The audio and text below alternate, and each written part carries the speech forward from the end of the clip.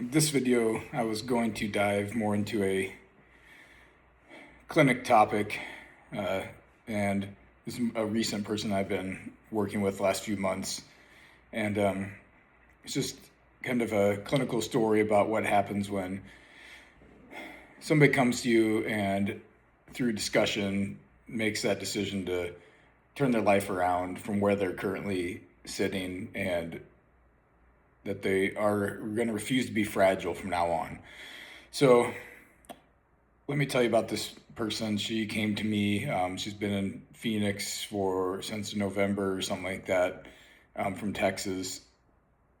Had to come here to have, had to come here to have breast cancer treatment, and let's go from there. Okay, she's 74.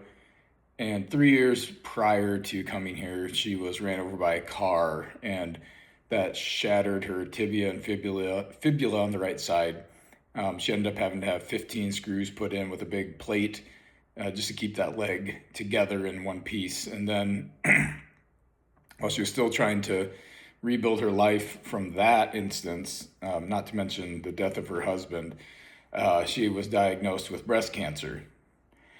So she goes through chemo, has 15 rounds of radiation, and then they had to do this radical mastectomy procedure where they also used a big flap of skin from the abdomen to reconstruct the breast, and then they removed 15 lymph nodes from the armpit on that left side.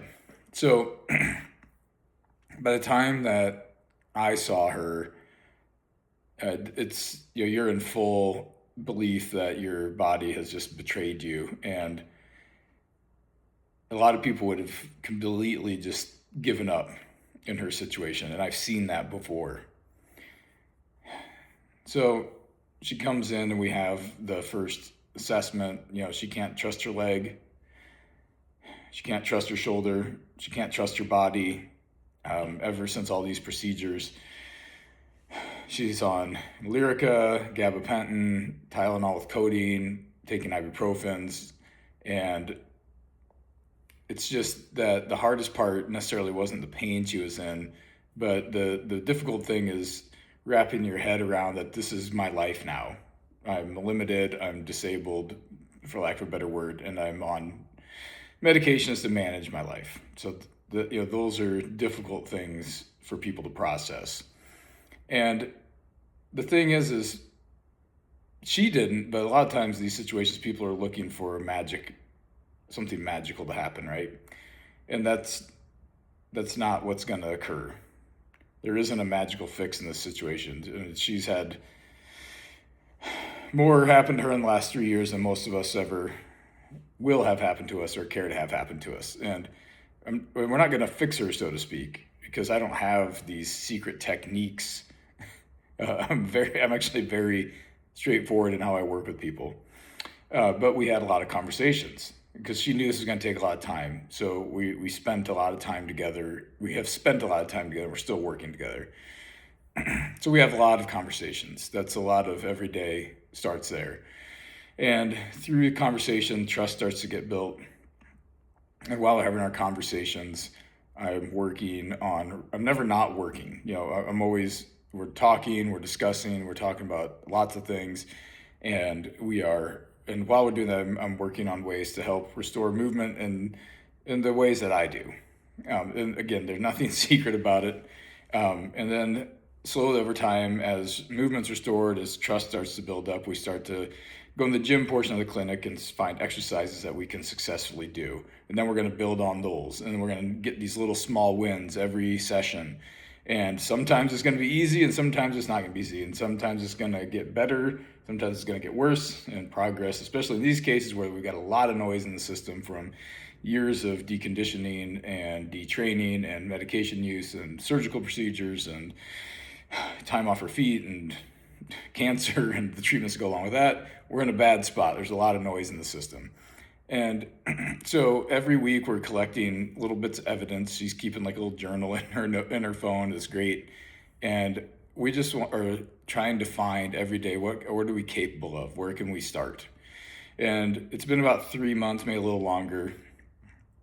And she told me something the other day, just kind of offhand, that I won't forget it to this point. She said, I haven't told you, but I haven't taken any form of medications for my pains, and any gabapentins, any Lyricas, Tylenols, ibuprofens. I haven't taken anything in a month.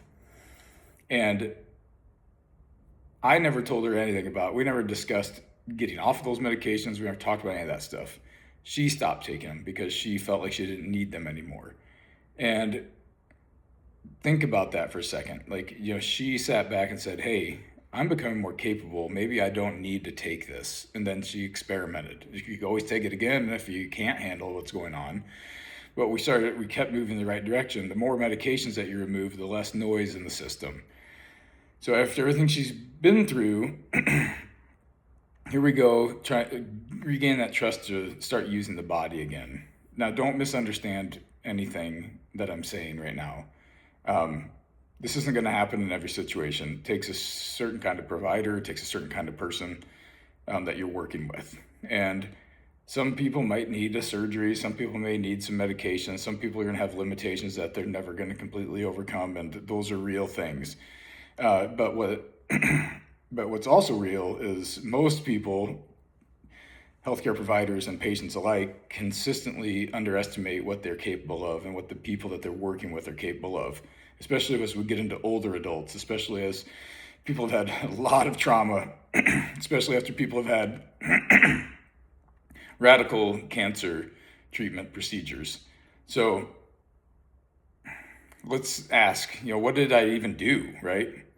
And I get these, because I had students with me in the clinic during a lot of this, and they would ask me, like, what are we even doing? And, one of the biggest, honestly, like, I don't think the biggest thing we did was restore her knee capacity. The biggest thing wasn't getting her shoulder to operate again. But the biggest thing we did through lots of time and conversations is restoring trust. And restoring trust that she could do some sort of version of squatting again, whatever that means, getting out of a chair. That she could use that left arm to lift something up and get it up over her head if she needed to, or put it behind her to do a ponytail, or simple things like that, wash her hair.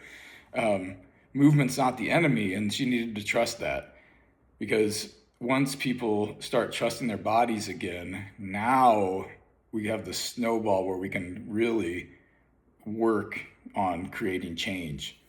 And to step back as a clinician, I've never fixed anyone in my career. Almost 20 years, tens and tens of thousands of patient encounters.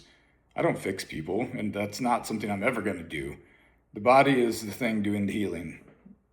My job is to help people stop getting in the way of their own healing, to reduce their fear, to build their confidence back up, to help them discover through trial and error and conversations, what are we still capable of doing?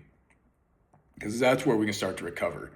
And we don't even need to wait for pain to disappear. And her and I didn't really never talked about pain past the first day.